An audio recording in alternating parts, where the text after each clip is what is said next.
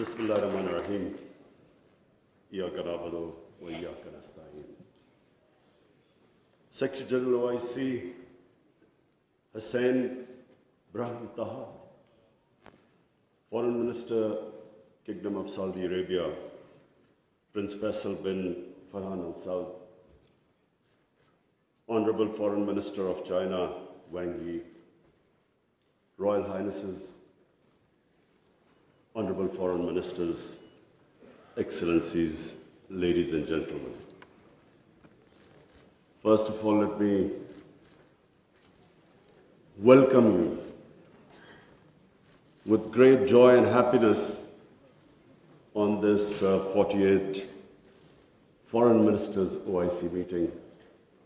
And it's being held in Islamabad at a time when we are celebrating our 75th anniversary of our independence.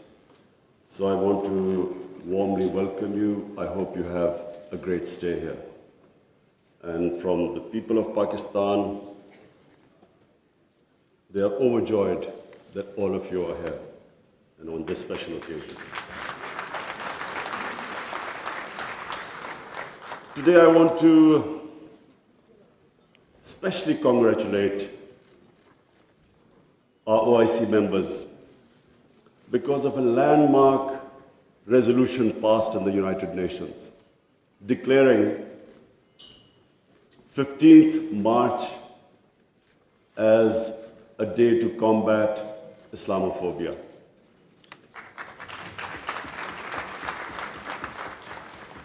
But I want to remind people why 15th of March. 15th of March was a day when a gunman walked into a mosque in New Zealand and shot dead 50 people. Why did he shoot them? Because he felt that all Muslims were terrorists. Where did this Islamophobia grow and was allowed to keep growing? After 9/11. What happened after 9/11? Unfortunately, this narrative of Islamic terrorism, Islamic radicalism, this narrative went on unchecked. Respected foreign ministers, I have spent a lot of my life in England, touring all over the world as an international sportsman. And I understand the Western civilization probably much better than most people. I went to university there and then used to spend half my year playing sports in the summer in England. Now I saw this growing. After 9/11, this Islamophobia kept growing. And the reason was, I'm sorry to say, that we, the Muslim countries, did not do anything to check this wrong narrative. How can any religion have anything to do with terrorism? How was Islam equated with terrorism? And once that happens, how is the man in the street in Western countries, how is he supposed to differentiate between a moderate Muslim and a radical Muslim? How can he differentiate? Hence, this man walks into a mosque and shoots everyone he could. Unfortunately, what should have been done and wasn't, the heads of Muslim countries should have taken a stand on this. But instead, a lot of our heads of state kept saying things like, well, we are moderate. The moment you say you're a moderate Muslim, you automatically say that there is some extreme form of Islam. Our head of state at the time, after 9/11, he coined a phrase called enlightened moderation. I understand English better than most. I still don't know what it means. Enlightened moderation was a term to appease those who were relating terrorism to Islam. And unfortunately, as a result, there was this perception that there are different types of Islam. There's some radical Islam, there's some moderate, there's some liberal Islam. There is only one Islam, Islam of our Prophet Muhammad sallallahu alaihi wasallam. There is no other Islam. In human communities, in every human community, you have your moderates, you have your liberals, you have your conservatives, you have your fanatics. Every human community has that. The man who walked into the mosque in New Zealand clearly was not a normal person. So, but why no other human community was branded with their religion? 1.5 billion people branded by these terms. And there always should be self-criticism, because that's how you improve. Unless you analyze your mistakes, you can't improve yourself. So that was the biggest mistake we made. We did not challenge this narrative. And guess who suffered? Muslims living in Western countries. They kept suffering. Because any incident would happen, any terrorist incident by a Muslim immediately meant that every Muslim became branded. When 9/11 happened, I still remember, people were petrified in Pakistan, and I hope there was no Pakistani involved. How could how could whole community be responsible for some fanatical deed by some extremists? So therefore, this was it was one of the worst periods for Muslims living in non-Muslim countries. And then,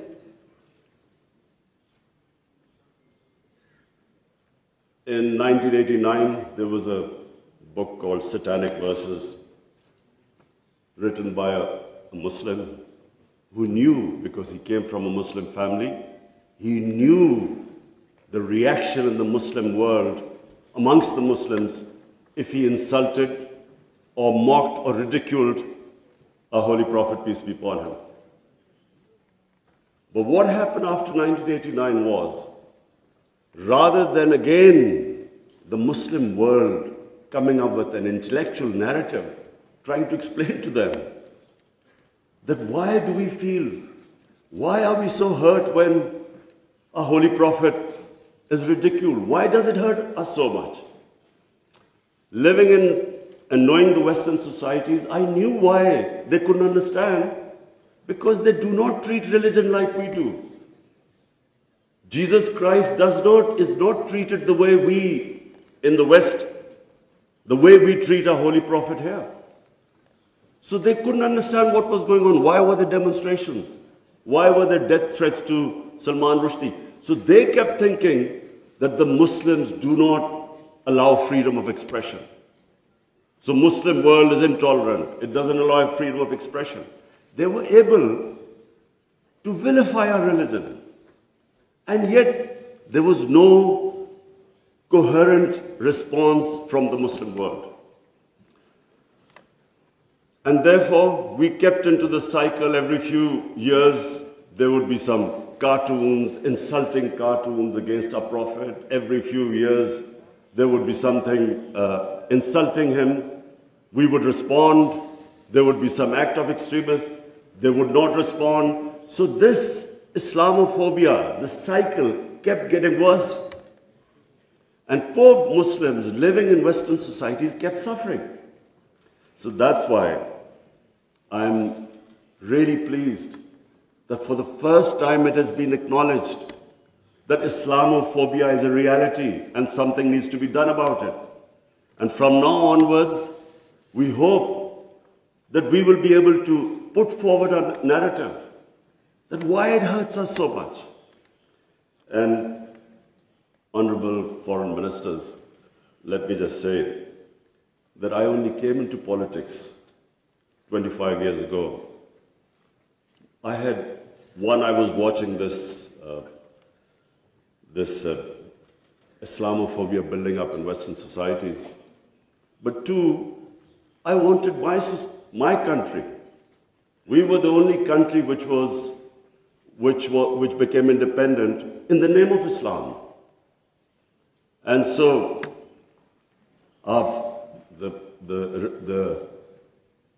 the objective resolution of our founding fathers was to make an Islamic welfare state based on the state of Medina.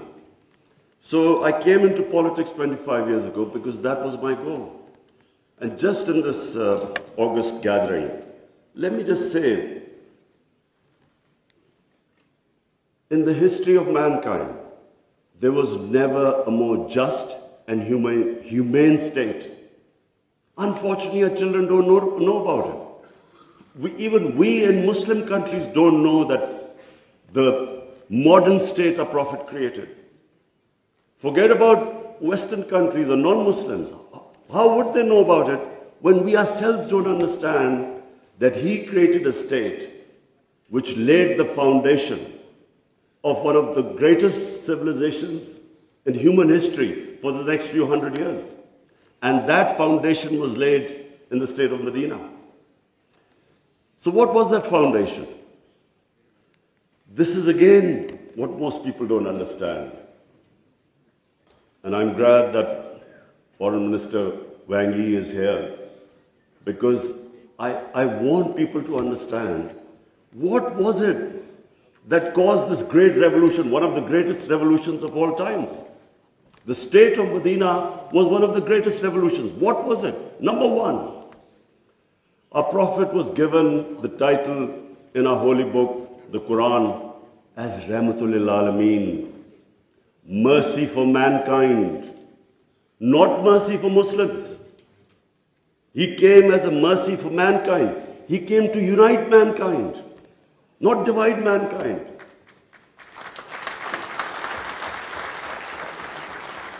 Allah for Muslims is Rahmat, Rabbul Alameen, not Rabbul Muslimeen. We do not understand, we Muslims don't understand the great mission our Prophet came in this world for, to unite humanity. The Charter of Medina was signed with Jews, with Christians, with Sabians, and with pagans. All became part of a human community.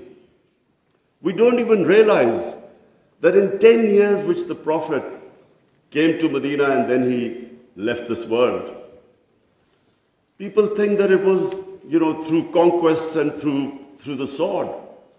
Hardly anyone knows that in these 10 years, there were only about 1,200 people who were killed in battles.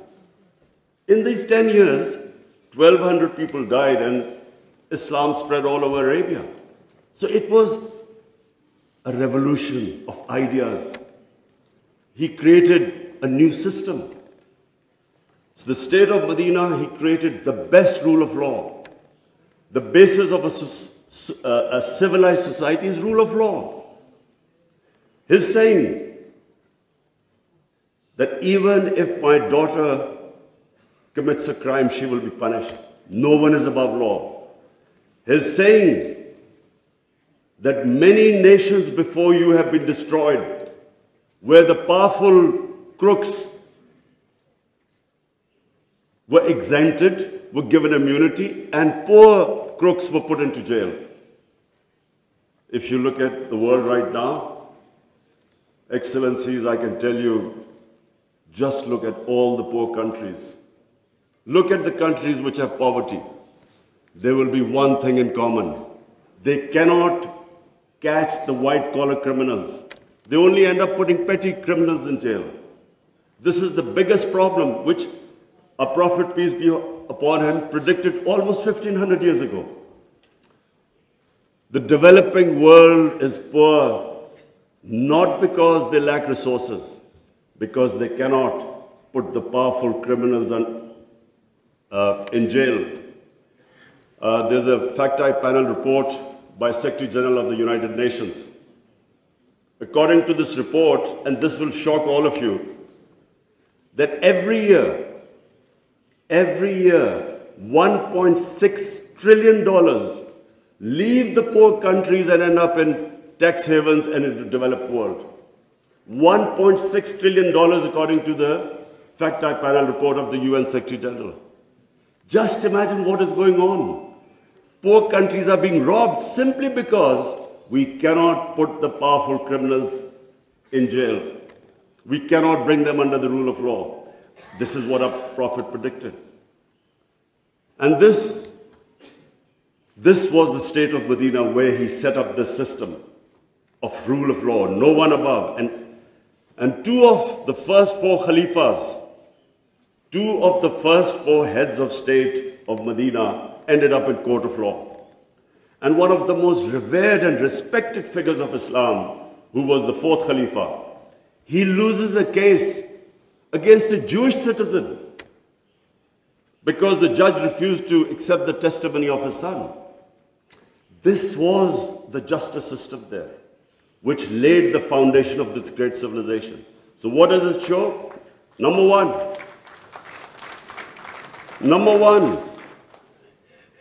that minorities were equal citizens. They were equal citizens in front of law. There was no discrimination. Secondly, it shows that a common citizen could win a case against the head of state. No one was above law. This is 600 years before the Magna Carta was signed in England, which was the beginning of the democratic struggle of Britain. And it took them years before they could actually bring their head of state under the rule of law. This is what happened in the state of Medina. It was ahead of its time. And then it was the first welfare state in the history of mankind. Compassion, humanity. It was a state which took care of its weak, its orphans, its widows, its poor people. It was the first time pensions were introduced in the state of Medina. They took care of the old people. A compassionate state. A state where they wanted to please the Almighty. How do you please the Almighty Allah? By looking after His human beings, especially the weak. This is what happened in the state of Medina. And today, I feel sad whenever I go to Scandinavia. I see what a welfare state should be in all over the Muslim world. Look at humanity there. Look at the way they look after the weak. In fact, sometimes I'm sad because they look after the animals better than some of us look after our human beings. And remember, He's Rahmatullah Alameen, so whoever listened to His message, whichever human community will prosper. It doesn't matter because for all humanity, He brought the message of mercy. If you look at Switzerland, in the rule of law index, Switzerland is 99%. 99%. So with hardly any resources, it is one of the most prosperous countries in the world. So as I said, anyone who goes by the model of Medina will prosper. And then, quest for knowledge. Foreign Minister Wang Yi, you'll be surprised, one of our prophets saying, he said, even if you have to go to China to learn and quest for knowledge, you must go there. Now first China at that time was center of knowledge, but it meant even risking your life. Going from, at that time, Arabia to China meant you might not come back. So that was the quest of knowledge. You have to seek knowledge from cradle to grave. He sparked off this great knowledge revolution. For hundreds of years, the top scientists were Muslims because they thought quest for knowledge was a sacred duty. Look at the situation in the Muslim world today. How much do we have a quest for knowledge? And then we get so much, wherever you go, Muslims we imprison our women have no rights. And sometimes, it almost seemed that the US invaded Afghanistan to liberate their women. There was no other reason except to liberate the women. Somehow our women are in prison. Let me just tell you that it was a revolutionary move by our Prophet that women were given inheritance rights. They were empowered. In Europe, even 100 years ago, the women barely got their inheritance rights. 1500 years ago, women were given the rights. And no one seems to know this. And sadly, cultural issues are equated to our religion. We cannot explain, sometimes Western people say, they confuse culture with religion. I'm sad to say in Pakistan, we discovered 70% of our women do not get inheritance rights. So we have especially had to pass law to enforce that women must get their inheritance rights. This is 1500 years later. And no one knows this. Slaves, honorable foreign ministers, nowhere in human history has this happened. That slaves became kings. The Mamluks were slaves who became kings in Egypt. In India, there was slave dynasty, they became kings. Why? Because the Prophet said, treat your slaves as family members. Best to free them, if not, treat them as equal family members. So he was the greatest human being that ever stepped foot. There'll never be a human being like him. Anyone close to the Prophet became leaders. If you read the book, The Arab Conquest, everyone became a leader. Whoever was near the Prophet. And our generations don't understand that, and neither have we been able to explain to anyone else. Let's not confuse Muslim imperialism with the 10 years of Prophet in Medina. Let's not confuse that, because that was not what the Prophet preached, where the Muslims went all over the world conquering. It is not what the Prophets, the whole revolution was of ideas.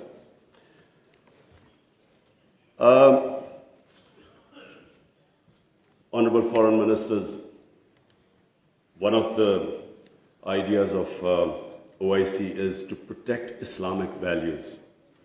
So now I will say something which is completely different.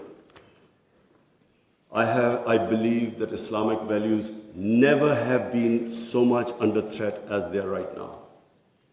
And I bring this to this August assembly because when I became the Prime Minister, I asked the police chief, asked him what the crime chart.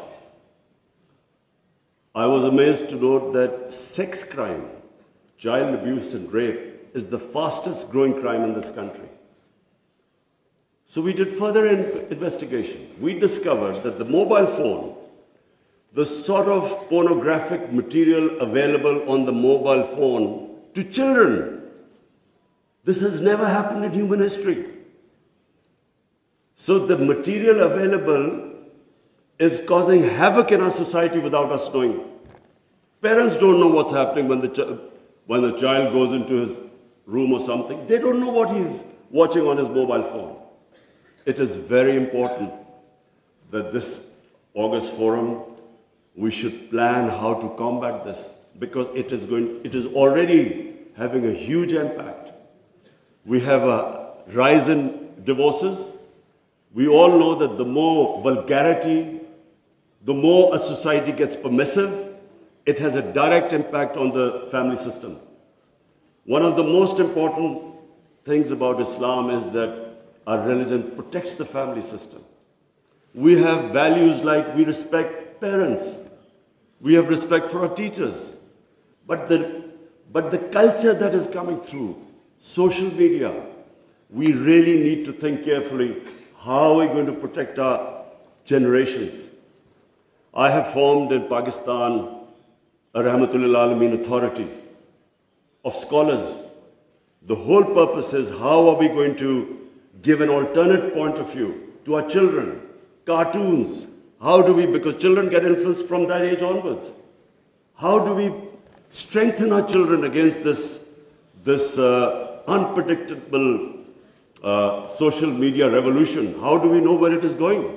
So I think that I thought at this meeting I should mention, because we need to start thinking about alternate media, how we can combat. You can't stop social media, but we can give our children, fortify them, strengthen them ethically and morally. Now I come to two important political issues. One is Palestine and the other is Kashmir. Honorable Foreign Ministers, we have failed both the Palestinians and the people of Kashmir. I'm sad to say that we have been able to make no impact at all. They don't take us seriously. We are a divided house, and those powers know it. We are 1.5 billion people, and yet our voice to stop this blatant injustice is insignificant. We are not talking about conquering some country. We're simply talking about the human rights of the people of Kashmir and Palestine, the international law, which is on their side, United Nations Security Council resolutions that back their right. In Kashmir, the international community promised them the right to decide their own destiny through a plebiscite. That right was never given to them. In fact, the special status of Kashmir was taken away illegally by India on 5th August 2019. Nothing happened because they feel no pressure. They feel we can make a resolution and then, back to our usual business. I'm not talking about altering our foreign policies. All of us countries have our different foreign policies. But on core issues, I am asking the OIC that unless we have a united front, we will keep these abuses will happen. Like in Palestine, it's daylight robbery going on in Palestine. The only hope I have is now because of social media, first time in Western countries, there's awareness of what's going on to the poor Palestinians.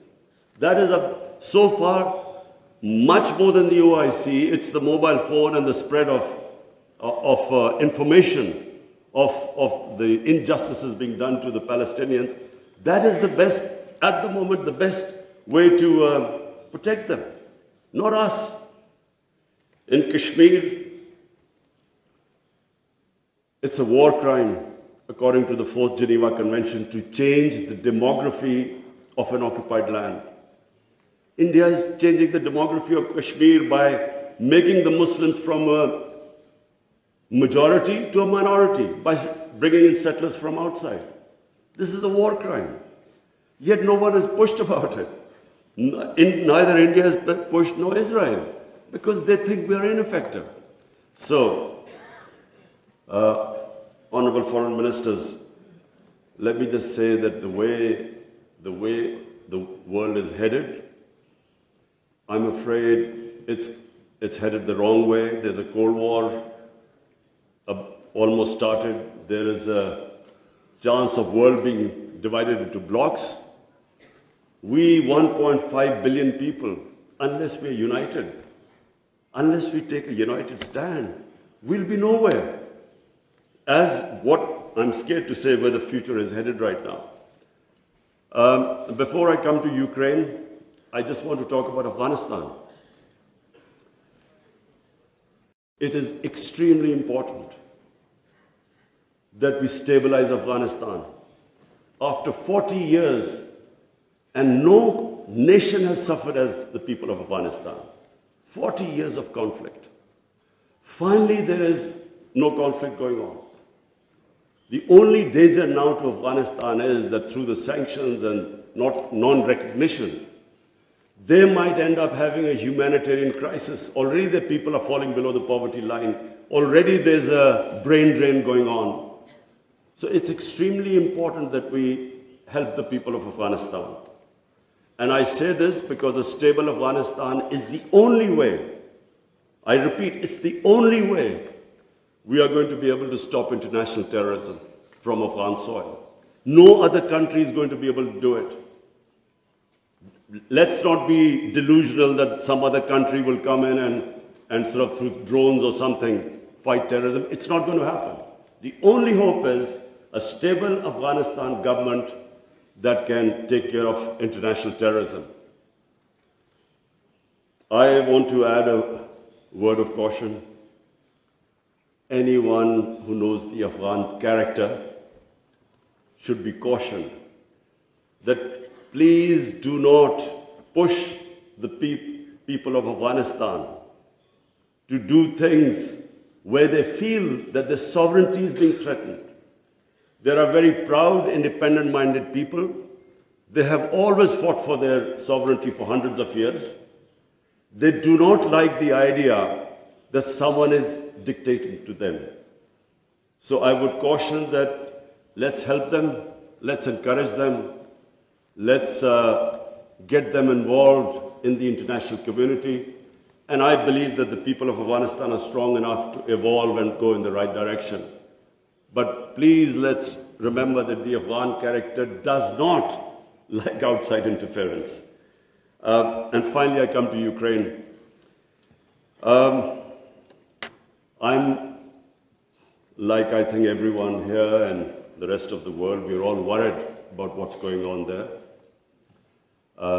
May I suggest that the OIC, during its discussions, the foreign ministers, we should think about how we, represent 1.5 billion people, how we can mediate, how we can bring about a ceasefire, how we can try and put an end to the conflict.